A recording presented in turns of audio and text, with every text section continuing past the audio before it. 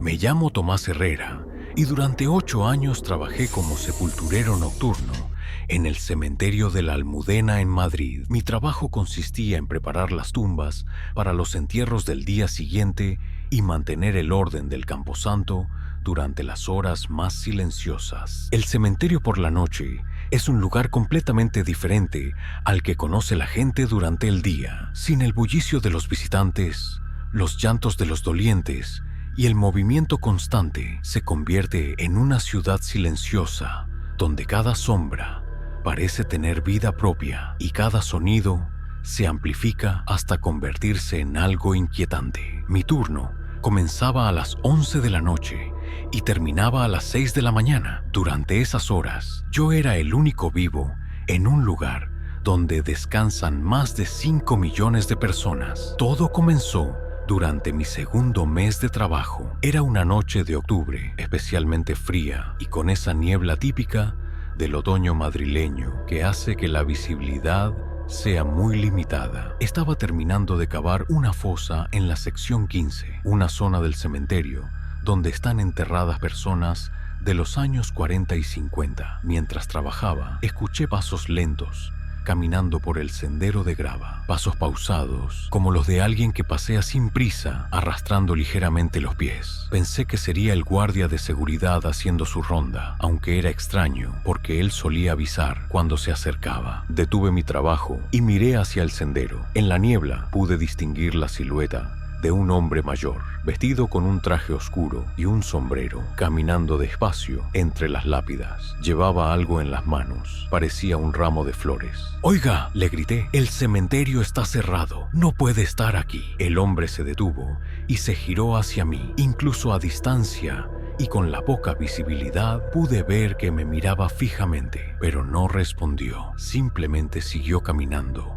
hasta desaparecer entre la niebla y las lápidas más altas. Dejé mis herramientas y lo seguí. Conozco cada rincón de este cementerio, cada sendero, cada mausoleo. Sabía exactamente hacia dónde se había dirigido, pero cuando llegué a esa zona no había nadie. Lo más extraño era que en el suelo, exactamente donde lo había visto caminar, había pétalos de flores frescas esparcidos, como si alguien hubiera dejado caer un ramo mientras caminaba. Revisé toda la zona, pensando que se habría escondido detrás de algún monumento, pero el área estaba completamente vacía. Tampoco había forma de que hubiera salido del cementerio. Yo tenía las llaves y todas las puertas estaban cerradas. Al día siguiente le pregunté al guardia de seguridad si había visto a alguien rondando por la noche. Me miró extrañado y me dijo que él no había estado en esa zona y que según las cámaras de seguridad no había registrado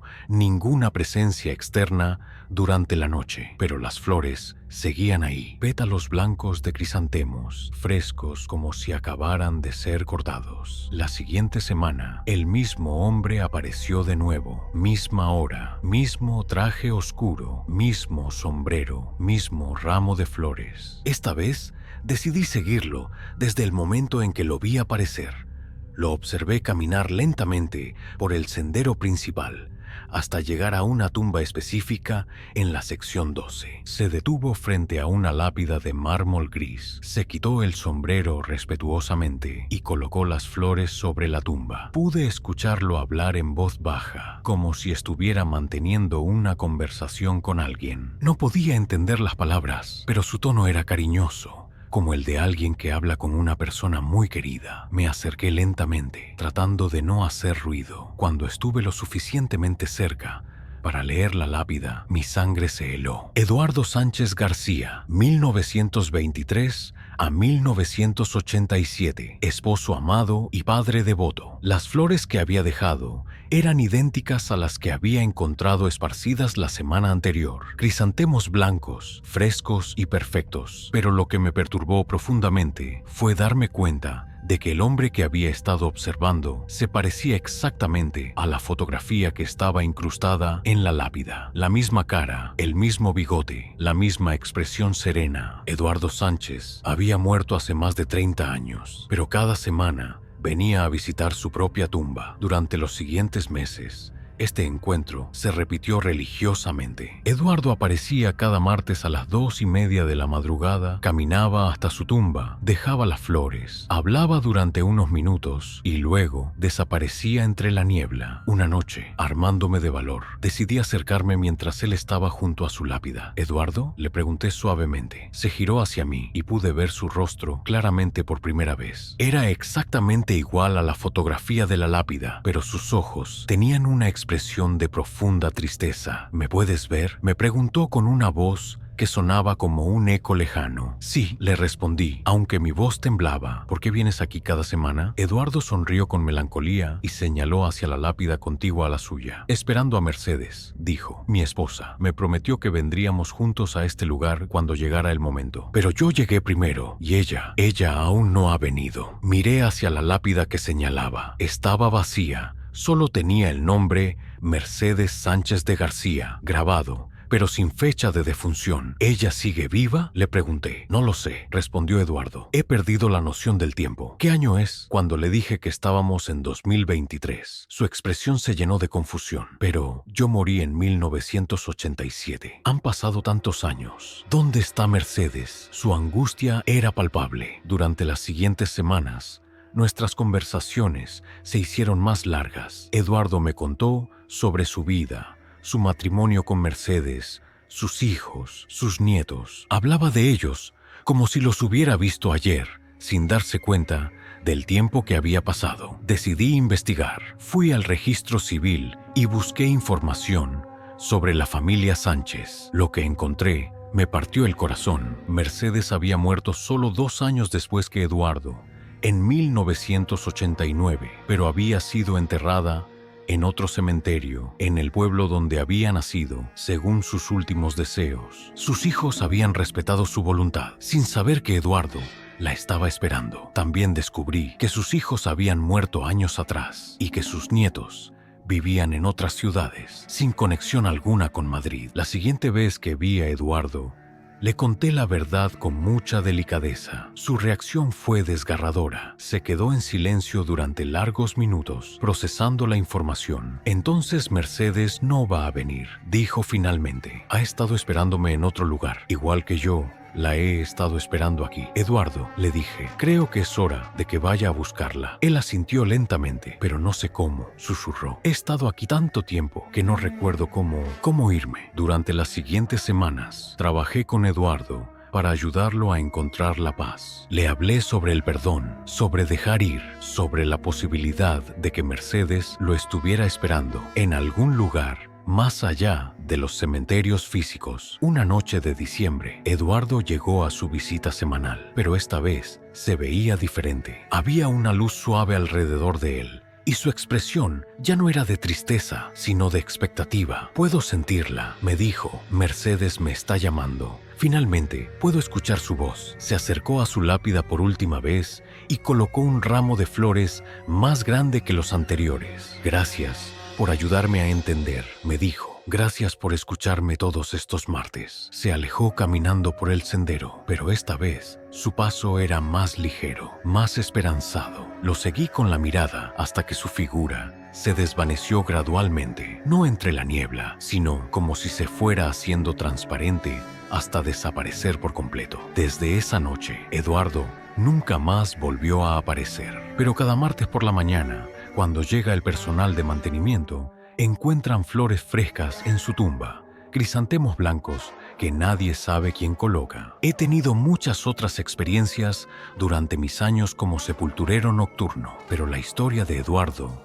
me enseñó que no todos los que mueren encuentran inmediatamente el camino hacia el descanso eterno. Algunos se quedan esperando, perdidos entre este mundo y el siguiente, hasta que alguien los ayuda a entender que es hora de seguir adelante. Mi nombre es Carmen Ruiz y durante 5 años trabajé como jardinera nocturna en el cementerio de San José en Sevilla. Mi trabajo consistía en cuidar los jardines, podar los árboles y mantener las flores frescas en las tumbas durante las horas más tranquilas, cuando no había visitantes que pudieran molestar o ser molestados por el ruido de las herramientas. Este cementerio Es uno de los más antiguos de Andalucía, con tumbas que datan del siglo XVIII. Las familias más adineradas de la ciudad tienen aquí mausoleos elaborados, con esculturas de ángeles, crucifijos ornamentados y jardines privados que requieren cuidado constante. Mi turno era de medianoche a 8 de la mañana. Durante esas horas, trabajaba principalmente en la sección histórica, donde están enterradas las familias patricias sevillanas. Es una zona especialmente hermosa, con cipreses centenarios, rosales antiguos y fuentes de mármol que crean un ambiente que durante el día resulta sereno, pero por la noche adquiere una atmósfera completamente distinta. Todo comenzó durante mi primera semana de trabajo. Era una noche de mayo, cálida y silenciosa, con el aroma de jazmines llenando el aire. Estaba podando los rosales del mausoleo de la familia Mendoza cuando escuché una voz de mujer cantando una canción de cuna muy bajito. La voz venía de la dirección del panteón de la familia Herrera, una estructura gótica del siglo XIX, rodeada de un pequeño jardín cerrado con verjas de hierro forjado. La canción era hermosa y melancólica, cantada con una voz dulce pero triste. Duérmete, mi niño, duérmete, mi amor, duérmete, pedazo de mi corazón. Pensé que sería alguna visitante que había entrado ilegalmente al cementerio. Quizás una madre que no había podido despedirse de su hijo durante las horas de visita. Dejé mis herramientas y me dirigí hacia el panteón. Cuando llegué, la verja del jardín estaba abierta, aunque yo recordaba perfectamente que había estado cerrada con candado cuando pasé por ahí earlier esa noche. Dentro del jardín, sentada en un pequeño banco de mármol frente a una tumba infantil, había una mujer vestida de negro. Tenía el cabello largo, recogido en un moño bajo, y llevaba un vestido de luto de estilo victoriano. En sus manos sostenía un pequeño ramo de violetas. Señora, le dije suavemente para no asustarla, el cementerio está cerrado, no debería estar aquí. Ella levantó la cabeza y me miró. Su rostro era pálido y hermoso, pero sus ojos estaban rojos de tanto llorar. Parecía tener unos 30 años, pero había algo atemporal en su apariencia. Estoy con mi hijo, me respondió con una voz apenas audible. Solo quería cantarle para que pudiera dormir tranquilo. Miré hacia la tumba frente a la cual estaba sentada. Era una sepultura pequeña, claramente de un niño, con una lápida de mármol blanco en la que se leía Alejandro Herrera Morales, 1880 9 முதல் 1892. Ángel querido que voló demasiado pronto. ¿Es usted de la familia Herrera? Le pregunté. Ella asintió lentamente. Soy Isabel Herrera. Alejandro era mi único hijo. Murió de fiebre cuando tenía solo 3 años. Algo en su respuesta me alertó. La fecha en la lápida indicaba que el niño había muerto en 1892, más de 130 años atrás. Señora Isabel, le dije cuidadosamente, creo que está confundida. Ese niño murió hace mucho tiempo. Ella me miró con una expresión de profunda tristeza. Para una madre, su hijo nunca muere hace mucho tiempo. Cada noche siento como si hubiera perdido a Alejandro ayer. Se levantó del banco y colocó las violetas sobre la pequeña tumba. He estado viniendo aquí cada noche desde que lo enterramos. Al principio, mi esposo venía conmigo, pero después de unos años dejó de venir. Decía que tenía que seguir adelante, que había que dejar descansar al niño, pero yo no puedo dejarlo solo. Su dolor era tan palpable que no pude evitar sentir compasión por ella, a pesar de que algo en la situación no cuadraba. ¿Dónde está su esposo ahora?, le pregunté. No lo sé, respondió. Hace tiempo que no viene a casa. Quizás está trabajando, o quizás también me dejó a mí. Durante las siguientes semanas, este encuentro se repitió cada noche. Isabel aparecía en el jardín del panteón familiar a la misma hora, siempre con flores frescas, siempre cantando la misma canción de cuna a su hijo muerto. Nuestras conversaciones se hicieron más largas. Me contaba sobre la vida que había tenido con Alejandro, cómo le gustaba jugar en el jardín de su casa, cómo se reía cuando ella le leía cuentos, cómo había luchado contra la fiebre durante días antes de morir. Era tan pequeño, me decía, tan lleno de vida. No entiendo por qué tuvo que irse tan pronto. Una noche, decidí investigar la historia de la familia Herrera. Fui a los archivos municipales y busqué registros del siglo XIX. Lo que encontré confirmó mis sospechas más inquietantes. Isabel Herrera había existido realmente. Se había casado con Fernando Herrera en 1885 y había tenido un hijo, Alejandro, que murió de fiebre tifoidea en 1892. Pero, según los registros, Isabel había muerto solo 6 meses después que su hijo, en 1893. La causa oficial había sido melancolía profunda, pero las notas del médico sugerían que había sido suicidio. Fernando Herrera se había vuelto a casar 2 años después y había tenido otros hijos, pero nunca había vuelto a visitar las tumbas de su primera esposa e hijo. La siguiente noche, cuando vi a Isabel en el jardín, decidí hablarle sobre lo que había descubierto. Isabel, le dije suavemente, creo que usted también murió hace mucho tiempo. Ella me miró con confusión. ¿Morir? No, no estoy muerta. Estoy aquí con Alejandro, una madre. No puede morir mientras su hijo la necesite. Pero, según los registros, usted falleció en 1893, 6 meses después que Alejandro. Isabel permaneció en silencio por largo tiempo, procesando esta información. No recuerdo haber muerto, dijo finalmente. Solo recuerdo el dolor, un dolor tan grande que sentía que me partía por la mitad. Y luego solo recuerdo estar aquí, con Alejandro. Isabel, le dije, ¿no cree que Alejandro estaría mejor si usted encontrara la paz? Si ambos pudieran descansar juntos? Ella negó con la cabeza vigorosamente. No puedo dejarlo, es muy pequeño. ¿Qué pasará si se despierta por la noche y yo no estoy aquí? ¿Qué pasará si tiene miedo y llama a su mamá? Durante las siguientes semanas, trabajé pacientemente con Isabel, tratando de ayudarla a entender que su hijo ya no necesitaba sus cuidados terrenales, que ambos podrían encontrar paz en un lugar donde no hubiera separación ni dolor. Una noche de junio, Isabel llegó al jardín con una expresión diferente. Parecía más tranquila, menos desesperada. He estado soñando con Alejandro, me dijo, pero en mis sueños no está enfermo, está jugando en un jardín hermoso, lleno de luz. Y me sonríe y me dice que está bien, que está esperándome. ¿Qué más le dicen los sueños?, le pregunté. Me dice que ya no necesita que yo lo cuide, que hay otros que se ocupan de él. Ángeles, dice, y me pide que vaya con él, que dejemos este lugar triste y vayamos al jardín de luz. Se acercó a la tumba de Alejandro y se arrodilló junto a ella. Pero tengo miedo, susurró. ¿Y si cuando me vaya él se queda solo? ¿Y si no puedo encontrarlo en ese jardín de luz? Isabel, le dije, el amor de una madre nunca se pierde. Si usted va a buscarlo, lo va a encontrar, pero tiene que dejar ir este lugar, este dolor. Esa fue la última vez que hablamos. Isabel se quedó junto a la tumba de su hijo durante el resto de la noche, cantándole suavemente. Cuando el sol comenzó a salir, se levantó y me miró una última vez. Voy a buscarlo, me dijo con una sonrisa que transformó completamente su rostro. Voy a encontrar a mi Alejandro en el jardín de luz. Caminó hacia la salida del panteón, y mientras lo hacía, su figura se fue volviendo más y más transparente, hasta que finalmente desapareció como si fuera niebla tocada por los primeros rayos del sol. Desde esa mañana, el jardín del Panteón Herrera cambió. Las flores que había allí comenzaron a crecer más hermosas y aromáticas que nunca. Los rosales florecían fuera de temporada. Las violetas brotaban espontáneamente junto a la tumba de Alejandro, y había una sensación de paz que no había existido antes. Pero lo más hermoso es que a veces, muy temprano por la mañana, cuando el rocío aún está fresco en las flores, se puede escuchar muy suavemente la canción de cuna de Isabel, ya no triste y lamentosa, sino alegre y llena de amor. Isabel finalmente encontró a su hijo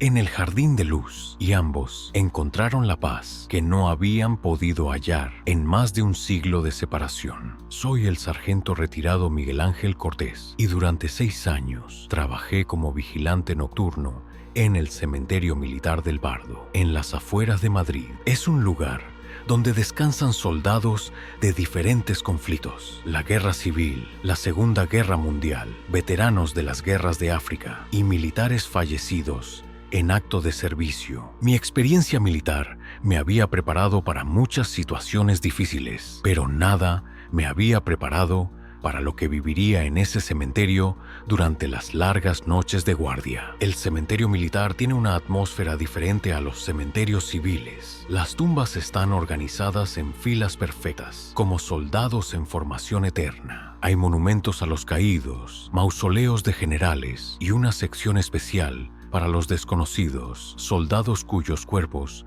nunca fueron identificados. Mi turno comenzaba a las 10 de la noche y terminaba a las 6 de la mañana. Durante esas horas, yo era responsable de la seguridad del lugar, de asegurarme de que no hubiera intrusos y de mantener el respeto y el orden que merece un lugar sagrado donde descansan los que dieron su vida por España. Los primeros meses fueron tranquilos. Realizaba mis rondas cada hora, revisaba las puertas y ventanas de la capilla, verificaba que los monumentos estuvieran intactos y pasaba el resto del tiempo en la garita de vigilancia. Todo cambió una noche de noviembre, durante la conmemoración del Día de los Caídos. Era una noche especialmente fría, con un viento que silbaba entre los cipreses y hacía que las banderas españolas ondearan constantemente. Eran aproximadamente las 2 de la madrugada cuando escuché algo que me hizo levantar inmediatamente de mi silla. El sonido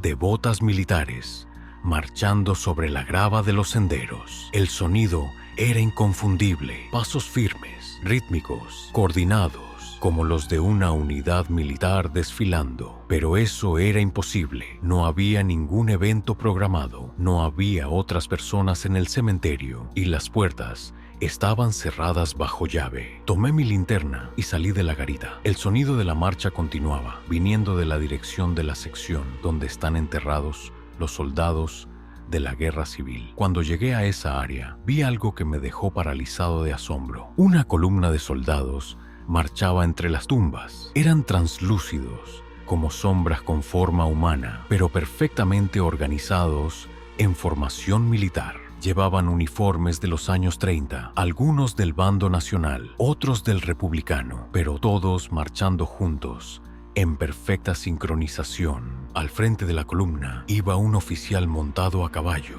también espectral, que dirigía la marcha con gestos precisos. Detrás de él, los soldados mantenían el paso, con sus fusiles al hombro y sus mochilas a la espalda. No hicieron ruido al verme. Simplemente continuaron su marcha fantasmal, pasando a través de las tumbas y monumentos como si fueran aire. Seguí la columna, manteniendo una distancia respetuosa. Marcharon por todo el perímetro del cementerio, pasando por cada sección. Los soldados de África, los veteranos de la Segunda Guerra Mundial, los muertos más recientes. Era como si estuvieran realizando una inspección, un último pase de revista por sus compañeros caídos. La marcha duró exactamente 1 hora. Cuando regresaron a la sección de la Guerra Civil, los soldados se detuvieron frente a un gran monumento dedicado a los soldados desconocidos. El oficial desmontó de su caballo y se acercó al monumento. Por primera vez durante toda la marcha, habló. Su voz resonó clara en la noche, con el tono de mando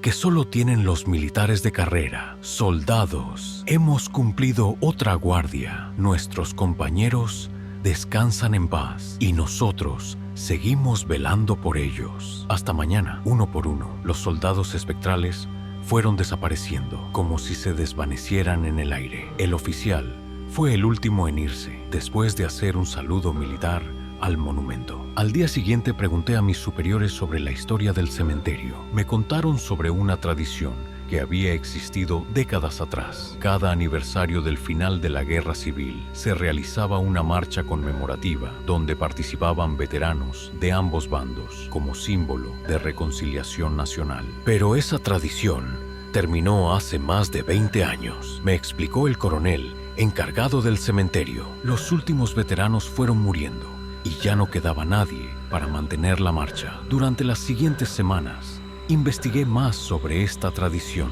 Encontré fotografías en los archivos militares de las marchas conmemorativas de los años 80 y 90. En una de las fotos reconocí perfectamente al oficial que había visto liderando la marcha fantasma. El pie de foto decía: Coronel Sebastián Ruiz, último comandante de la Marcha de la Reconciliación, fallecido en 1998. Las apariciones se repitieron cada mes, siempre en fechas significativas del calendario militar: el Día de las Fuerzas Armadas, el Taelún, aniversario de batallas importantes, el Día de los Caídos. Cada vez, la misma columna de soldados espectrales realizaba su marcha ceremonial, liderada por el coronel Ruiz. Con el tiempo, comencé a esperar estas marchas. Había algo profundamente conmovedor en ver a estos soldados muertos continuando con su deber, cuidando de sus compañeros caídos, incluso después de la muerte. Una noche de diciembre, durante una marcha particularmente numerosa, el coronel Ruiz se detuvo cerca de donde yo estaba observando. Sargento Cortés, me dijo, y me sorprendió que conociera mi nombre y rango. Veo que ha estado observando nuestras formaciones. Sí, mi coronel, respondí instintivamente, cuadrándome, como había hecho durante años en el ejército. ¿Qué opina de lo que ve? Creo que es el mayor honor que he presenciado. Le respondí con sinceridad. Ver que el deber no termina ni siquiera con la muerte. El coronel asintió con aprobación. Exacto, sargento. Un soldado nunca abandona a sus compañeros, ni en vida ni en muerte. Nosotros seguimos montando guardia, porque sabemos que hay soldados aquí que murieron solos, lejos de sus familias, sin que nadie los llorara. Señaló hacia la sección de los soldados desconocidos, especialmente ellos, los que nunca fueron identificados, los que sus familias nunca supieron dónde quedaron sus restos. Nosotros somos su familia ahora, somos los que los recordamos. ¿Hay algo que pueda hacer para ayudar?, le pregunté. Solo continúe haciendo lo que hace, sargento. Respete este lugar, manténgalo seguro, y cuando vea nuestras marchas, recuerde que la muerte no es el final del servicio para un verdadero soldado. Durante los siguientes años, las marchas fantasmales se convirtieron en una parte regular de mi trabajo nocturno. Aprendí a reconocer a diferentes soldados: el joven teniente que había muerto en la batalla del Ebro, el veterano de la División Azul que nunca regresó de Rusia, los soldados que habían muerto en misiones de paz en los Balcanes. Cada uno tenía su historia, y poco a poco, a través de conversaciones breves durante las marchas, fui conociendo sus historias personales, historias de valor, de sacrificio, de compañerismo que trasciende la muerte. Una noche, el coronel Ruiz me hizo una petición especial. Sargento, hay un soldado enterrado en la sección 7 que nunca fue identificado. Se le conoce solo como Soldado Desconocido número 47. Sus compañeros que marchan con nosotros me han pedido que le diga algo. Dígame, mi coronel. Sus padres, Manuel y Rosa González, de Salamanca, lo buscaron durante años después de la guerra. Murieron sin saber qué había sido de su hijo. Pero queremos que sepa que su hijo no ha sido olvidado, que hay quienes lo honran y lo recuerdan. ¿Cómo puedo transmitir ese mensaje?, pregunté. Solo necesitamos que alguien vivo vaya a su tumba y se lo diga. Las palabras de los vivos tienen un poder que las nuestras no tienen. Al día siguiente, durante mi turno diurno, fui a la tumba del soldado desconocido número 47. Era una lápida simple, con solo un número y las fechas aproximadas de nacimiento y muerte. Me arrodillé frente a la tumba y transmití el mensaje del coronel. Le dije que sus padres lo habían amado y buscado, que nunca había sido olvidado y que sus compañeros soldados lo honraban con su memoria. Esa noche, durante la marcha, noté que había un soldado más en la formación, un joven que no había visto antes, que marchaba con una sonrisa de paz en su rostro espectral. El coronel Ruiz se acercó a mí después de la marcha. Gracias, sargento. El soldado González finalmente pudo unirse a nosotros. Su alma había estado perdida, buscando a sus padres, pero ahora sabe que fue amado y recordado. Puede descansar en paz. Desde entonces, mi trabajo en el cementerio militar adquirió una dimensión completamente nueva. No solo era un vigilante nocturno, era un enlace entre los vivos y los muertos, ayudando a las almas perdidas de soldados a encontrar la paz que merecían. Continué trabajando ahí hasta mi jubilación. Cada noche, las marchas fantasmales me recordaban que el honor, el deber y el compañerismo son valores que trascienden la vida y la muerte. Cuando finalmente me jubilé del cementerio militar, el coronel Ruiz vino a despedirse de mí durante mi última noche de guardia. Ha sido un honor servir junto a usted, Sargento Cortés, me dijo. Pocos civiles entienden realmente lo que significa el deber militar, pero usted lo ha demostrado noche tras noche. Ha sido un honor para mí también, mi coronel. ¿Continuarán las marchas? Siempre, respondió. Mientras haya soldados enterrados aquí, habrá quienes monten guardia por ellos. Es la promesa que nos hacemos unos a otros. Nunca abandonar a un compañero caído. Esa fue la última conversación que tuve con el coronel Ruiz, pero no la última vez que los vi. A veces, cuando paso cerca del cementerio por las noches, aún puedo escuchar el eco lejano de botas marchando sobre la grava y sé que los soldados fantasmas siguen cumpliendo su eterno deber. Me llamo Antonio Vega y soy restaurador de arte funerario. Durante 4 años, trabajé en el mantenimiento y conservación de las esculturas y monumentos del cementerio de Poblenou en Barcelona, uno de los cementerios más antiguos y artísticamente ricos de España. Mi trabajo consistía en limpiar, restaurar y conservar las numerosas obras de arte que adornan las tumbas: ángeles de mármol, crucifijos ornamentados, bustos de bronce y elaborados mausoleos diseñados por algunos de los mejores arquitectos y escultores de los siglos XIX y XX. Trabajaba principalmente durante la noche para evitar molestar a los visitantes y porque las temperaturas más frescas eran mejores para ciertos procesos de restauración. Mi horario era de 10 de la noche a 6 de la mañana y durante esas horas el cementerio se convertía en mi taller personal. La primera vez que noté algo inusual fue durante mi segunda semana de trabajo. Estaba restaurando un ángel de mármol del siglo XIX que había sufrido daños por la contaminación atmosférica. La escultura representaba a un ángel llorando, con las manos extendidas hacia el cielo, sobre la tumba de una joven llamada Elena Martorell, fallecida en 1892. Mientras trabajaba con mis herramientas de restauración, aplicando cuidadosamente un limpiador químico para remover la suciedad acumulada, noté que el ángel parecía diferente. No podía explicar exactamente qué era, pero había algo en su expresión que no coincidía con las fotografías que tenía del estado original de la escultura. La expresión del rostro parecía haber cambiado. En las fotografías de archivo, el ángel tenía una expresión de dolor contenido, típica del arte funerario romántico. Pero ahora, mientras lo limpiaba, parecía que el ángel estaba sonriendo muy ligeramente, como si hubiera encontrado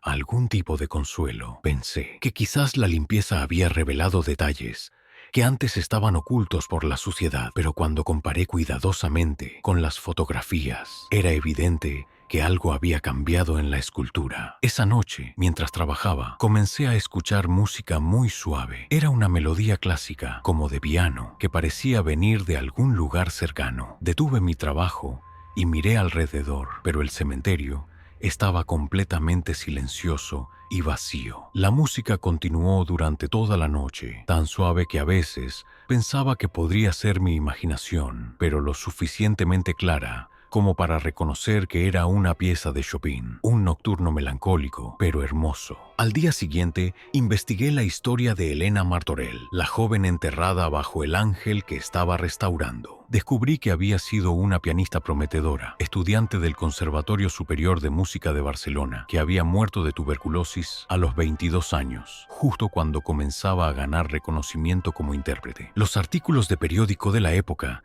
describían sus conciertos como interpretaciones angelicales y mencionaban particularmente su maestría con los nocturnos de Chopin. La siguiente noche, la música fue más clara, no solo piano, sino también una voz femenina cantando suavemente, sin palabras, como un arrullo celestial. La voz parecía venir directamente del ángel de mármol. Mientras trabajaba, comencé a hablarle a la escultura, como suelo hacer cuando trabajo solo para mantenerme concentrado. Elena, le dije mientras pulía cuidadosamente una de las alas del ángel, espero que no te moleste que esté restaurando tu monumento. Quiero que vuelva a ser tan hermoso como cuando lo colocaron aquí. Para mi sorpresa, escuché una voz suave que respondió: «Gracias. Ha estado tan deteriorado durante tanto tiempo». Ya no podía expresar lo que sentía. Me detuve completamente, con el corazón latiendo fuertemente. Miré alrededor, pero no había nadie más en el cementerio. «¿Elena?», pregunté con voz temblorosa. «Sí», respondió la voz, claramente femenina y joven. «Soy yo, o mejor dicho, parte de mí permanece aquí, en este ángel». Durante las siguientes semanas, Elena y yo mantuvimos largas conversaciones mientras yo trabajaba en la restauración de su monumento. Me contó sobre su vida, su pasión por la música, sus sueños truncados por la enfermedad. Cuando murió, me explicó, tenía tantos planes, tantas composiciones que quería escribir, tantas piezas que quería interpretar. Mi alma no podía simplemente irse. Parte de mí se quedó aquí, tratando de seguir tocando música. ¿Es por eso que escucho piano por las noches? Sí, trato de tocar las piezas que nunca pude interpretar en vida, pero es difícil. Sin un cuerpo físico, sin manos reales, la música sale distorsionada, incompleta. Mientras continuaba la restauración, noté que no solo la expresión del ángel cambiaba, sino que toda la escultura parecía cobrar vida gradualmente. Las plumas de las alas se veían más detalladas, los pliegues del vestido más naturales, y los ojos de mármol parecían seguir mis movimientos. «Antonio», me dijo Elena una noche, «¿podrías hacer algo por mí?» «Por supuesto. ¿Qué necesitas?» «En mi tumba, debajo del ángel, está enterrado conmigo un pequeño cofre. Contiene partituras de composiciones que escribí, pero que nunca fueron interpretadas. Si pudieras encontrar a alguien que las tocara, creo que finalmente podría descansar en paz». Esa fue una petición complicada. No podía exactamente exhumar una tumba sin permisos oficiales, pero decidí investigar otras alternativas. Contacté a la administración del cementerio y expliqué que estaba haciendo una investigación histórica sobre Elena Martorell para un proyecto de conservación. Con algo de gestión burocrática, conseguí acceso a los inventarios de objetos personales que habían sido enterrados con ella. Efectivamente, los registros mencionaban un pequeño cofre de madera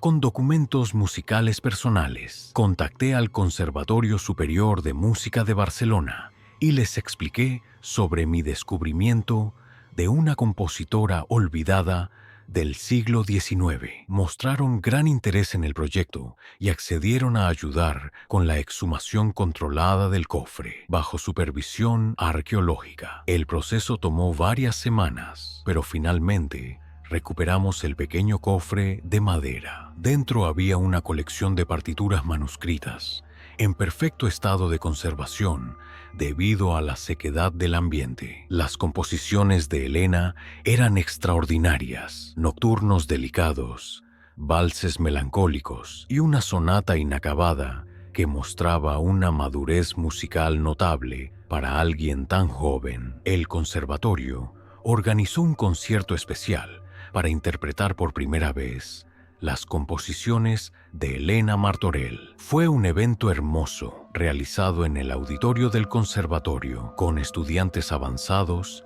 interpretando sus piezas. Esa noche, después del concierto, volví al cementerio para continuar con mi trabajo de restauración. Cuando llegué al monumento de Elena, encontré al ángel de mármol completamente transformado. La expresión ya no era de dolor ni de sonrisa contenida, era de paz absoluta. Los ojos parecían brillar con una luz interior y toda la escultura irradiaba una serenidad que no había estado ahí antes. «Elena», llamé suavemente, «¿estás ahí?». Hubo un momento de silencio y luego escuché su voz una última vez, pero ahora sonaba diferente, más lejana, pero infinitamente más feliz. «Gracias, Antonio. Finalmente mi música ha sido escuchada. Mis composiciones han cobrado vida en las manos y corazones de otros músicos. Ya no necesito quedarme aquí. Puedo ir en paz». Una brisa suave sopló por el cementerio, llevando consigo el eco de un último nocturno de piano. Cuando la brisa se desvaneció, pude sentir que Elena se había ido definitivamente. Terminé la restauración del ángel esa misma noche. Cuando los primeros rayos del sol iluminaron la escultura completa, era evidente que había recuperado toda su belleza original, pero con algo añadido: una sensación de paz y cumplimiento que no había estado en el diseño original. Desde entonces, he trabajado en la restauración de muchos otros monumentos funerarios y he aprendido que cada uno tiene su propia historia, su propia alma. Mi trabajo ya no es solo conservar arte, es ayudar a las almas atrapadas en piedra y mármol a encontrar la paz que necesitan para seguir adelante. El concierto de las composiciones de Elena Martorell se volvió un evento anual en el conservatorio y su música finalmente encontró la audiencia que siempre había merecido. Mi nombre es Rafael Moreno y durante 3 años trabajé como vigilante nocturno en la sección especial del Cementerio Municipal de Valencia, conocida extraoficialmente como El Rincón Olvidado. Es el área donde, hasta mediados del siglo XX, se enterraba a las personas que habían muerto por suicidio, alejadas de las tumbas bendecidas y sin derecho a los rituales religiosos tradicionales. Esta sección del cementerio está separada del área principal por un muro bajo y está menos mantenida que el resto. Las tumbas son más simples, muchas sin nombres, y hay una atmósfera de abandono y tristeza que es palpable incluso durante el día. Mi trabajo específico era vigilar esta área porque había habido varios incidentes de vandalismo y también porque, según reportes de otros vigilantes, era una zona de actividad inusual durante las horas nocturnas. No sabía exactamente qué significaba actividad inusual hasta mi primera noche de trabajo. Era una noche de octubre, húmeda y sin luna. La niebla típica del otoño valenciano había convertido el cementerio en un laberinto de sombras indistintas. Estaba realizando mi primera ronda cuando escuché lo que parecía ser una conversación en voz baja. Múltiples voces hablando al mismo tiempo, como un murmullo de gente reunida. Siguiendo el sonido, llegué al centro de la sección especial, donde había un pequeño círculo de tumbas sin nombre alrededor de un árbol viejo. Lo que vi me dejó paralizado. Había figuras translúcidas sentadas en círculo, como en una sesión de terapia grupal. Eran hombres y mujeres de diferentes edades, todos con una expresión de profunda tristeza, compartiendo sus historias en voces apenas audibles. Yo no podía más con las deudas, decía un hombre de mediana edad, vestido con ropas de los años 50. Mi esposo me abandonó y se llevó a los niños, susurraba una mujer joven con vestido de los años 30. La guerra me rompió por dentro. No podía vivir con lo que había visto, murmuraba un hombre mayor con uniforme militar. Uno por uno, compartían las razones que los habían llevado a quitarse la vida. Era desgarrador escuchar tanto dolor concentrado en un solo lugar. Me quedé observando desde la distancia, sin atreverme a acercarme. No parecían haberme notado. Estaban completamente absortos en su círculo de confesiones. La sesión duró aproximadamente 1 hora. Cuando terminó, las figuras se dispersaron lentamente, algunas desvaneciéndose en el aire, otras caminando entre las tumbas hasta desaparecer. Al día siguiente, investigué la historia de esa sección del cementerio. Confirmé lo que sospechaba. Desde 1900 hasta 1960, las personas que habían muerto por suicidio eran enterradas ahí, sin ceremonias religiosas y a menudo sin lápidas apropiadas. Muchas familias, avergonzadas por el estigma social, nunca visitaban estas tumbas. Los muertos quedaban completamente abandonados, sin oraciones, sin flores, sin recuerdos. Durante las siguientes noches, el círculo de terapia fantasmal se repetía. Siempre las mismas almas, contando una y otra vez las historias de su desesperación, buscando comprensión y perdón que nunca llegaba. Una noche decidí acercarme. Cuando me vieron, se detuvieron abruptamente. ¿Quién es usted?, preguntó una mujer mayor con vestido negro. ¿Por qué puede vernos? Soy Rafael, el vigilante nocturno. Estoy aquí para cuidar de este lugar. ¿Para cuidar de nosotros?, preguntó con sorpresa. Nadie ha cuidado de nosotros en décadas. Sí, le respondí, para cuidar de todos los que descansan aquí. Poco a poco, los espíritus me fueron aceptando en su círculo. Comencé a participar en sus sesiones nocturnas, no como terapeuta, sino simplemente como alguien que los escuchaba sin juzgar. Escuché historias terribles, madres que no pudieron soportar la muerte de sus hijos, hombres arruinados por crisis económicas, jóvenes rechazados por sus familias, veteranos traumatizados por la guerra. Cada historia era diferente, pero todas compartían elementos comunes: desesperación, soledad y la terrible sensación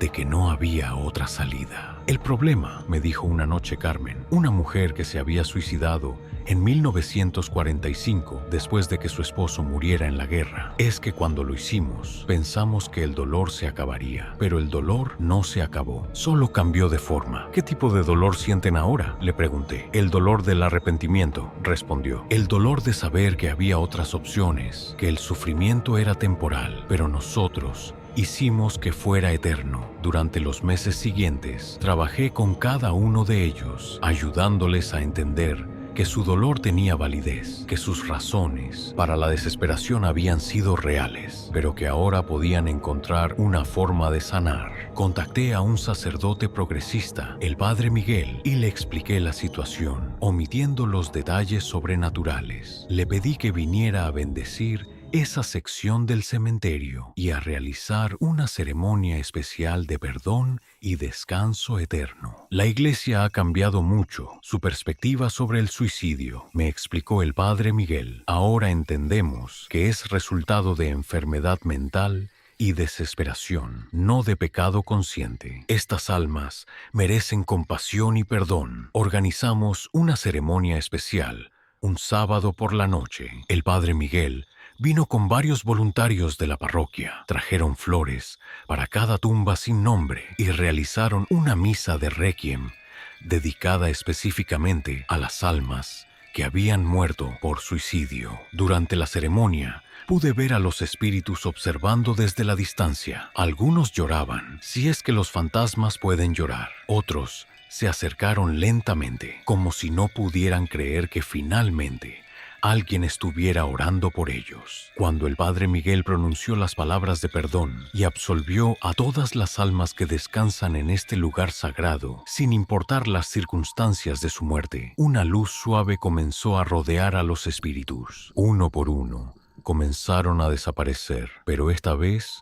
no como antes, desvaneciéndose tristemente. Esta vez se iban con sonrisas de paz, como si finalmente hubieran encontrado el perdón que habían estado buscando durante décadas. Carmen fue la última en irse. Se acercó a mí y me tomó de la mano. Pude sentir su toque, frío pero real. Gracias, Rafael, me dijo. Por primera vez en 70 años, siento esperanza. Finalmente puedo dejar ir el dolor. Se alejó caminando hacia la luz y cuando ésta se desvaneció, supe que había encontrado la paz. Desde esa noche, el rincón olvidado cambió completamente. La hierba comenzó a crecer más verde. Las flores silvestres brotaron espontáneamente en las tumbas sin nombre y había una sensación de serenidad que reemplazó la tristeza opresiva que había dominado el lugar. Continué trabajando en esa sección durante 2 años más. Ocasionalmente llegaban nuevos espíritus, almas recién fallecidas que necesitaban ayuda para entender su nueva situación. Pero ahora yo sabía cómo ayudarlas, con compasión, escucha y la garantía de que el perdón siempre es posible, incluso después de la muerte. Aprendí que el suicidio no es el final de la historia. Para las almas que quedan atrapadas por la culpa y el arrepentimiento, siempre existe la posibilidad de sanación, de perdón y de encontrar finalmente la paz que no pudieron hallar en vida. Mi trabajo como vigilante nocturno me enseñó que todos los muertos merecen respeto y compasión, especialmente aquellos que murieron en circunstancias trágicas. No hay alma tan perdida que no pueda ser redimida con amor y comprensión. Y hasta aquí llegamos con este episodio dedicado a los guardianes de los muertos. 5 historias que nos muestran que trabajar en un cementerio no es solo cuidar de los muertos, sino a veces ayudar a las almas perdidas a encontrar su camino hacia la paz eterna. ¿Cuál de estas historias te impactó más? Eduardo, el esposo que esperó décadas a su amada Mercedes. Isabel, la madre que no podía dejar ir a su hijo pequeño. Los soldados fantasma que continuaban su eterno servicio. Elena, la pianista que necesitaba que su música fuera escuchada. O tal vez las almas olvidadas que encontraron perdón después de décadas de sufrimiento. Estas historias nos recuerdan que la muerte no siempre es el final y que el amor, el deber y las conexiones humanas pueden trascender incluso la barrera entre la vida y la muerte. Déjame saber en los comentarios cuál historia te causó más escalofríos. Y no olvides darle like si quieres más episodios como este. Suscríbete para no perderte las próximas historias de terror nocturno. Recuerda que estas historias están basadas en testimonios reales de personas que han trabajado cuidando a los muertos y han descubierto que no todos descansan en paz. La próxima vez que pases por un cementerio, recuerda a los vigilantes nocturnos que cuidan no solo de las tumbas y monumentos, sino también de las almas que aún no han encontrado su descanso final. Mi nombre es Santiago y nos vemos en el próximo episodio de Relatos de Terror Nocturno. Que descanses en paz, literalmente.